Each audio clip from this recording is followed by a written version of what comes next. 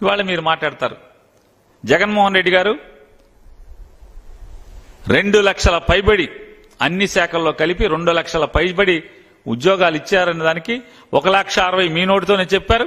మళ్ళీ రేపో మాపో ఖచ్చితంగా ఆ మిగతా 50,000 చిల్లర ఉద్యోగాలు కూడా నియామకం ఎలా చేశాడో కూడా దేవుడు మీ నోటితోనే పలికించే రోజు ఏది రేపో ఎల్లుండో ఖచ్చితంగా వచ్చి తీరుతుందని కూడా మీకు చెప్తూ, అట్లాగే సచివాలయ వ్యవస్థ గురించి ఒప్పుకున్నారు, వాలంటీర్ వ్యవస్థ గురించి మాట్లాడుతున్నారు. నేను ఒకటే మీకు చెప్తున్నాను, అసలు మీకు చంద్రబాబు నాయుడికి వయసు ముదిరిపోయి వయసు మీద పడి 75 ఏళ్లు వయసు వచ్చేసి కాకపోతే ప్రజలు వాళ్ళు ఒకటి ఉన్నారు,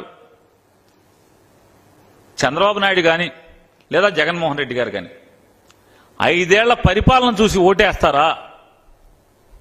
5 ఏళ్ల పరిపాలన చూసి ఓటేస్తారా? లేదా చివరి 2 నెలలు డబ్బులు ఎవడిచ్చాడని చూసేస్తారా? చివరి 2 నెలలు పెన్షన్ ఎవరిచ్చారా అని చూసి ఓటేస్తారా? లేదా 5 సంవత్సరాలు పరిపాలన ఎలా చేశారని చూసి ఓటేస్తారా? మనం కూడా ఇచ్చాం కదా, చివరి 2 నెలలు 40,000 కోట్ల రూపాయలు ఇచ్చావు కదా, పసుపు కుంకం రైతులకని చెప్పని డబ్బులు ఇచ్చావు కదా, 40,000 కోట్ల రూపాయలు వేసా అని చెప్తున్నావు కదా. మరి జనం ఎందుకు ఓటేయలేదు? పచ్చడి ఎందుకు చేశారు? ఎందుకు చేశారు? ఆ లిస్టులన్నీ నీ జన్మభూమి కమిటీలే తయారు చేసినాయి కదా.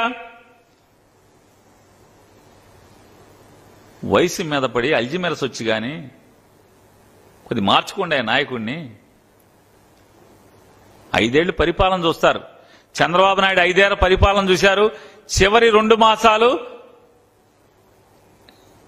చేపను పట్టుకున్నట్టుగా, గేలానికి ఎర్రేసినట్టుగా పసుపు కుంకుమని, రైతుకి నేస్తమని ఇట్లాంటి ఎర్రలేసినంత మాత్రాన ఎర్ర తినేశారు. వాళ్ళ దారి నాళ్ళు జగన్మోహన్ రెడ్డి గారు గంపలో పడిపోయారు.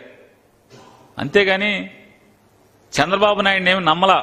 జన్మభూమి కమిటీ చెప్పిందనో చివరి 2 మాసాల్లో 5 ఏళ్లు మోసం చేసి చివరికి మనకిచ్చారు అని. కనీసం ఈ మాత్రం కూడా జ్ఞానం లేకపోవటం.